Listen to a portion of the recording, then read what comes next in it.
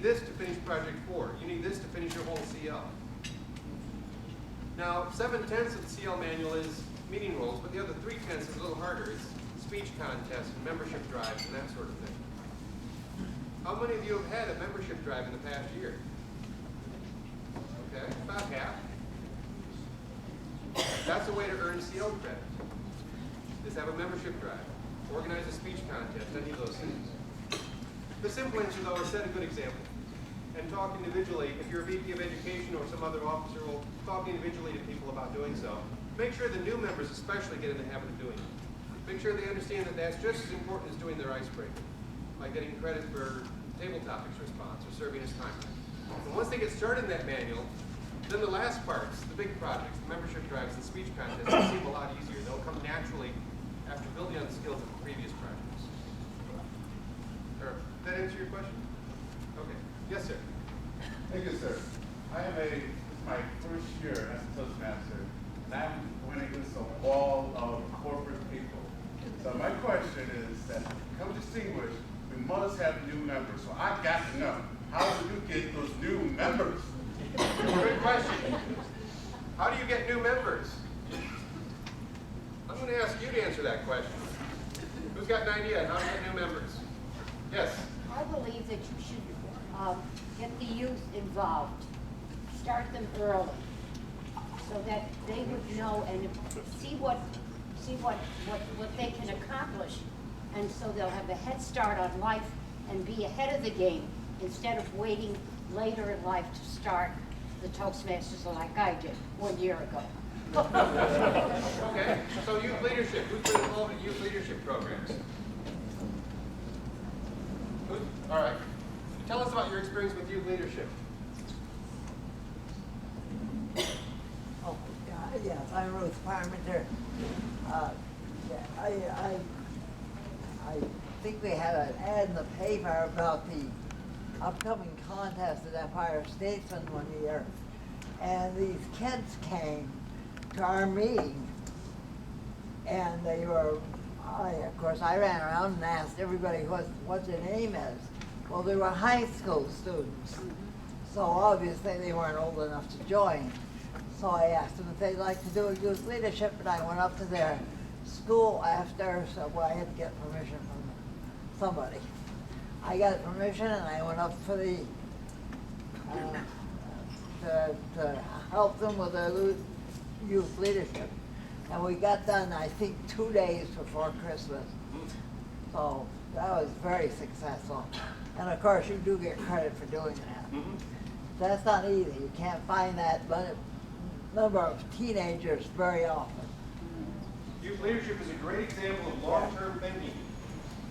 Getting those 15, 16, 17-year-olds involved in speaking, and then they can join Toastmasters a little later in college or when they get their job. What are some other ideas for building membership, getting guests in? We have attended with an Hannah Booth Translate to Eva at a couple of small local festivals and had people sign up if they're interested for information. We're in process. I think we got about 30, 40. Wow. And we're in process of following up by email or phone whichever they get. Wonderful. You're getting even half of those people joining. You're doing great. Great growth. Another idea. Oh, yes? They did come to me. Excellent. Get them hooked. We're sponsored by the Chamber of Commerce, which is constantly tweeting new members into our club. And a good 50% of our members are business related that want to improve. And there have been a number of people who are out of jobs that are in between jobs and are using those skills at Toastmasters for their interviews. So it's been a really good word of mouth through the Chamber of Commerce. It's been one method, although we also do speech-a-paloozas and we have a number of different events during the year to encourage new membership. But the Chamber of Commerce is a constant feeder of new members to our organization, and they are our sponsor. So finding a good sponsor for your club can be a win-win both ways. That is an excellent idea. Back in District 8, which is now near St. Louis, they actually built a Toastmasters club for the unemployed. And the name said that. I forget what it was. It was job seekers or something like that. A year later, they had to change their name because everyone had gotten a job. But they worked with the local unemployment office. They got them to agree to put flyers in the unemployment office. And that's where the networking part of Toastmasters provides a lot of value for the job seekers. Good morning, my name is Donna Ferguson, and I'm a member of Blues Expression. And I'm sorry, what was your name? Jonathan. Jonathan, you have a corporate club, correct? Correct. Okay, some of the challenges with the corporate club is that you run up against people having their business needs that compete for their time to attend the meetings. What we decided to do at Blues Expression was to incentivize people. So we're doing road shows, and we start with one division, get on their calendar, go to their all-staff meeting, and just do a presentation and show them what's in it for them to join Toastmasters. And I'm not sure if your corporation is sponsoring your club the way that ours does, but we show them that it's cheaper because the company pays part of your membership. So you really have to show them what's in it for them and get the word out, because people have an idea in their mind about what Toastmasters is, and the fact that it's public speaking kind of scares people. So you have to bring out it's self-paced, it's just all the positive things, and the mentor program and just all the things that they can get from it to help them understand why they should do it for themselves. Thank you. So corporate clubs and community clubs face a whole different challenge. Corporate clubs, there's good news and bad news. The good news is you know exactly who to talk to about joining.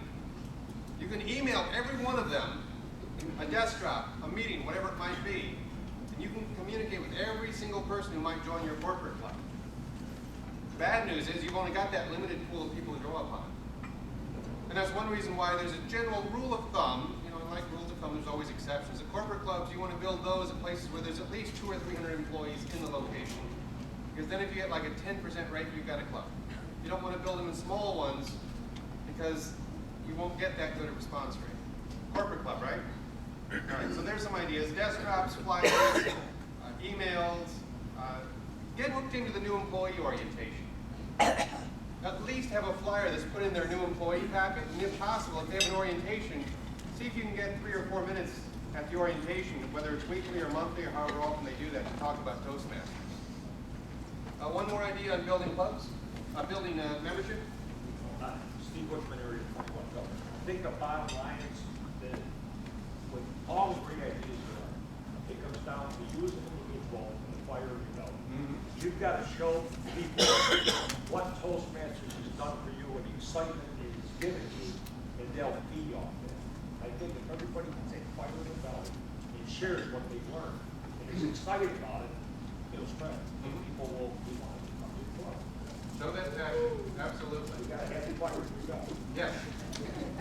It's that personal one-on-one invitation that really works best for getting people to come to a club, whether it's community or corporate. It's asking someone you know. Someone in your family, someone you know through work, someone you know through another organization, old college friend, whatever it might be. It's that personal invitation that will get the most people to your club. The number 2 way is make sure, for community clubs at least, have a good website. Does that website look nice? Does it have pictures of your members in meetings, not just the generic clip art? Believe me, when people are looking for clubs, after they go through 3 or 4 websites for different clubs and they see the exact same pictures, it's meaningless to them at that point. So make sure you replace all that stuff, if you're using free Toast Host, with your own pictures, your own members, so that it looks personal. Because people, your guests will look at those pictures and say, well, those are people just like me.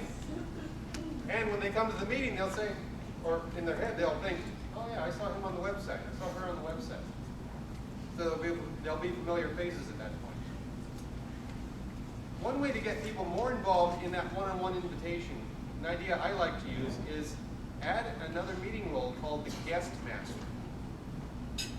The guest master's sole job for that meeting is to bring a guest and introduce them to the club.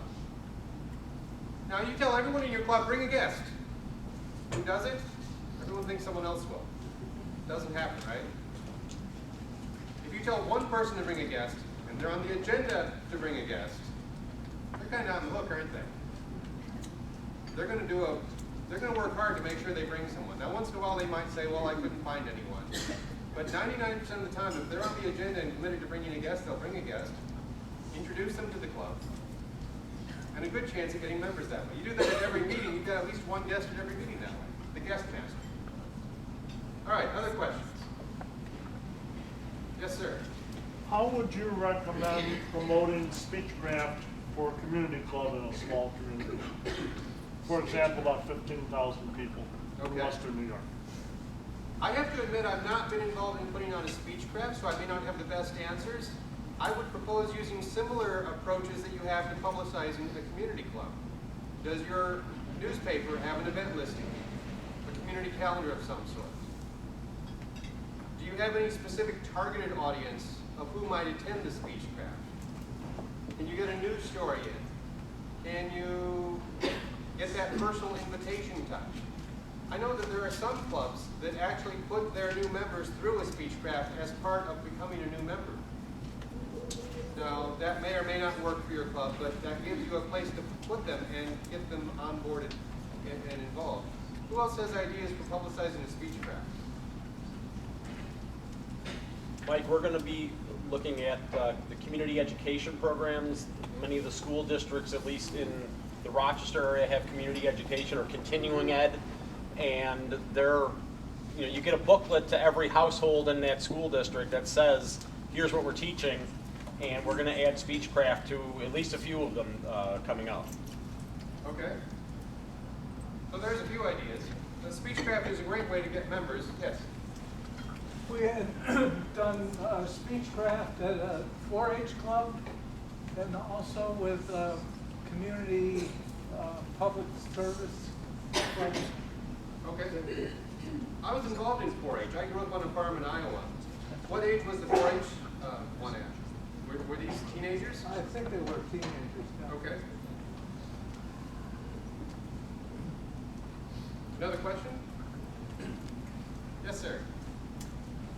Mike, I have a question for you. How do I get volunteers from a group such as this that are already, perhaps, already stretched to their limit to get committees for running demo meetings and starting new clubs? Just ask. I just did. And again, let me note, the broadcast request will result in everyone thinking someone else will do it. It's that personal one-on-one invitation. One of the things that I learned in Toastmasters is to learn how someone likes to communicate. Now, me, I'm a computer guy. I like email. But someone else may prefer a phone call. They may not check their email very often. They may have that email routed to a spam filter. They may not have email at all. And there are still people like that. My parents don't even have a computer, let alone an email address. Telephones are nice. Texting can work. Phones. Smoke signals? Telegrams? Maybe not. But learn how, in particular, when it comes to a decision between phone and email, make sure you understand if someone you're communicating with which way works best for them. This is especially important for area governors talking to club presidents because that's such a critical communications channel. The area governor should, in their first interaction with the club president, say, would you generally prefer email or phone calls? Now, phone calls take more time, don't they? Because the area governor could send out a blast email to all 5 clubs, or all 35 club officers, or all 150 club members maybe sometimes. The problem is people won't read it. And if it's a request to do something, those broadcast messages don't work very well. It needs to be one-on-one, even if it's an email. An email addressed to 50 people saying, I need a conference chair. I'm not likely to get any results. An email to one person saying, I think you'd make a great conference chair. Can we talk about this? A phone call. Hey, I need a conference chair. And I saw you did a really good job with the education committee last year. That will get you a yes. So think about what you're doing. If you're just informing people, broadcast email. If you're asking for help, identify who would be a good person to do it, and talk to them one-on-one. That's my advice anyway. Yes, sir. I had to go on to LinkedIn to try to fuck right. Where do you get your haircut? Great clips.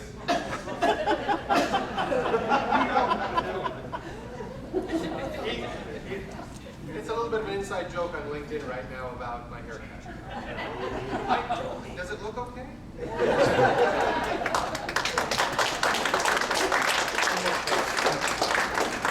I'll tell America next time I see her that she does a good job.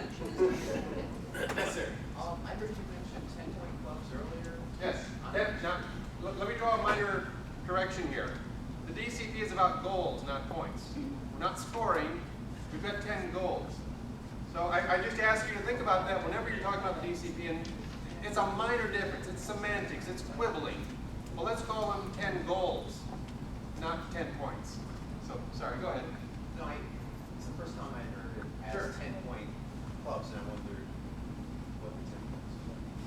The DCP equals a certain number of points. Sure, the DCP, it's about educational awards. It's about building membership. It's about getting club officers trained. And it's about getting the administrative paperwork of any organization done by turning in dues and club officer lists on time. It's a way of measuring, one way of measuring club success, and it's done in an objective way compared to, who knows the old DCP up until '99? Well, it wasn't called, there was a distinguished club program before '99, and it involved thousands of points, many of which were very subjective. You'd get points for keeping minutes on a meeting. You'd get points for asking a guest to return. There were a lot of very subjective points in that, and it made for a lot of gaming. People were generous in their estimate of whether they'd met the goal, because it was self-scored. The new DCP, which has only been out there 14 years now, it predates me. I've only been in Toastmasters for 13 years, so I have not personally experienced the old DCP. But it's much more objective and it's measurable. Dues on time, CC award completed, and the educational awards have to be verified by a club officer, is the idea. So it's much more objective, and it's not nearly as much gaming as was going on in the old program. I mean, even churches measure numbers. Churches keep track of how many people showed up on Sunday. Churches keep track of how many people went to Sunday school. They keep track of how much was given. But churches have to do this. The most non-corporeal sort of thing you can think of. We need to do this. Don't you think Toastmasters probably should? We need some way of keeping track of our success. So 10 DCP goals. There's a total of 10 goals, and clubs are recognized for reaching 5, 7, or 9 as distinguished, select distinguished, and president's distinguished. There's no additional recognition for 10, but some districts and some clubs simply take pride in the fact that they hit every one of those 10 goals every year. The DCP is not perfect. There are 10 goal DCP clubs that are not very good, but that's very rare. And there are some great clubs that only earn 2 or 3 DCP goals a year. They have outside factors. Corporate club just got half people laid off. Life happens. Another question? No more questions?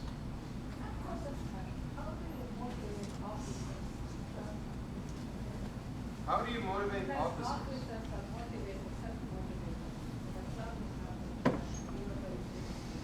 I agree. How do you motivate officers, club officers, for example? That's a tough one. What's in it for me is the first step towards that. What are they going to get out of being a good club officer? Depending on what sort of job you have, what sort of career track you've taken, Toastmasters can be a resume builder too, especially for people looking for work. So it's kind of useful if they can say, I was VP of Education and the club was distinguished. Now that might be very brief on the resume, but it is something that might get them in the door. It shows an outside interest. It shows what sorts of personal interest a person might have.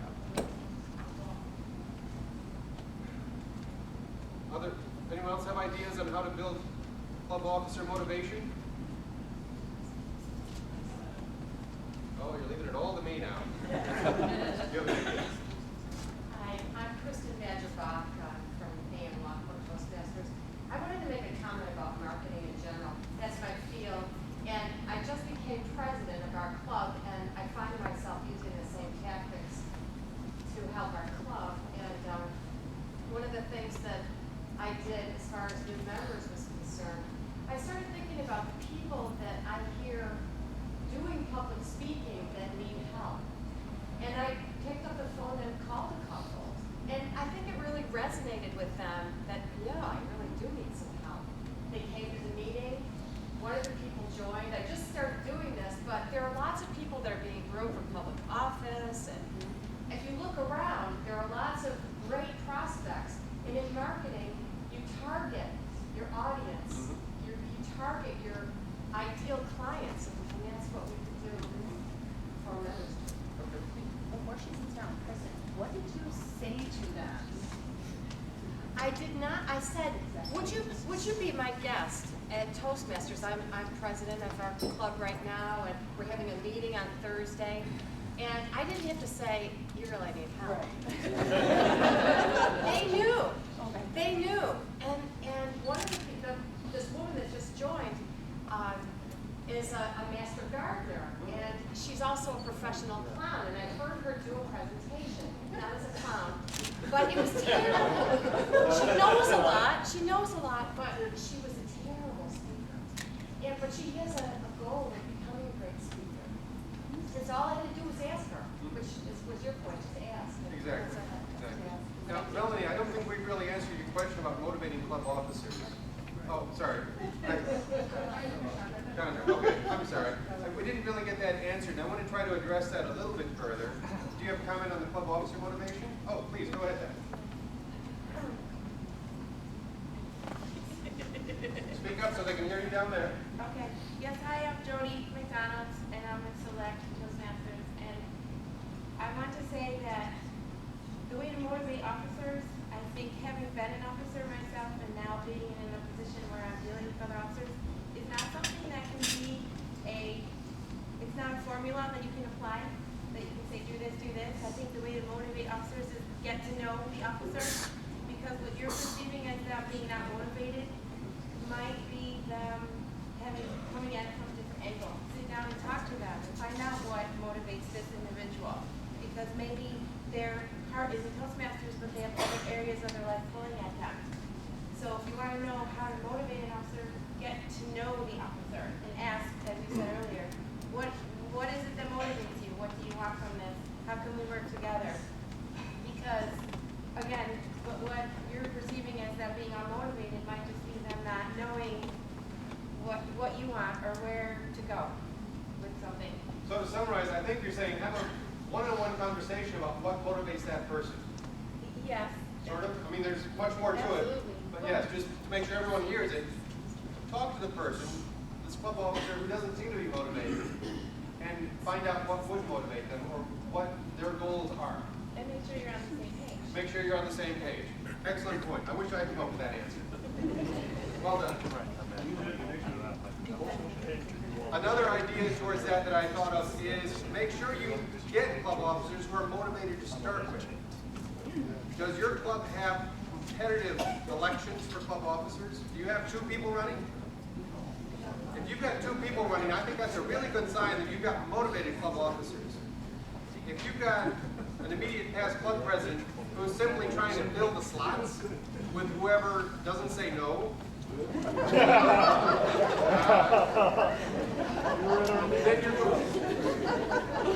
then you're going to have a motivation issue. So prevent that from the beginning by getting people who are motivated to be club officers, so you don't have to try to motivate them later. All right, so I think I've got time for one more question. Someone new? One more question? Right back here. Louise Wilson, Spartan Speakers. What do you suggest for people that are potential new members who think that they're wonderful speakers and they're not? Excellent question. What do you do with members who think they're wonderful speakers but they're not? That's where those evaluation skills come into play, right? where you got to be able to talk to this person, and that's where your evaluation becomes like multiple layers. You're going to have the public evaluation in front of the group, where you've got to find some good things, and maybe you find 1 or 2 points to improve upon. But then also maybe the mentor. Does this person have a mentor? No, I mean, someone who you want to entice to become a Toastmaster, but they think that they don't need it. Okay. Okay. Oh, so it's recruiting a person who needs Toastmasters but doesn't realize it. Okay.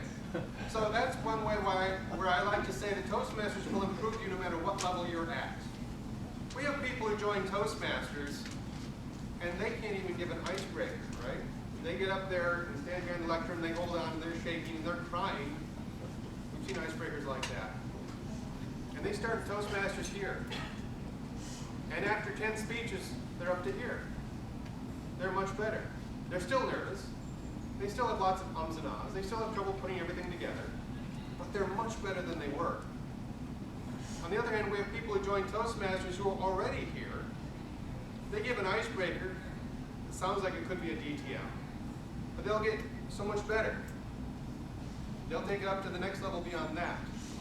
And that's where advanced clubs come into play as well. Maybe this person would be better suited for an advanced club, where they can get more specific and in-depth evaluations, things like that. It's a personal conversation about how Toastmasters is self-improvement. It will improve you from whatever level you're at to a higher level. All right, I think I'm about out of time at this point. So I'd like to thank you for being such a wonderful audience and having some great questions. I always love that part. And I'll be around to talk afterwards if you like. If you have any other questions you'd like to talk about, or just to say hello. Madam District Governor.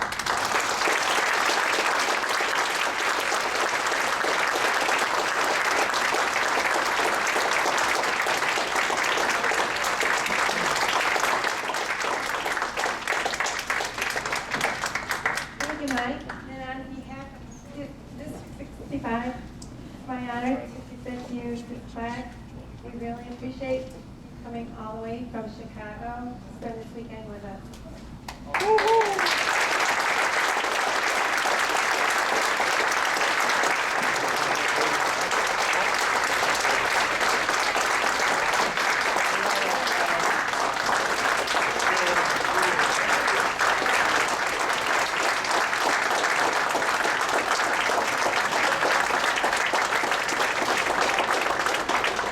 I do encourage everyone, if you have the inkling, to spend a moment and speak to Mike.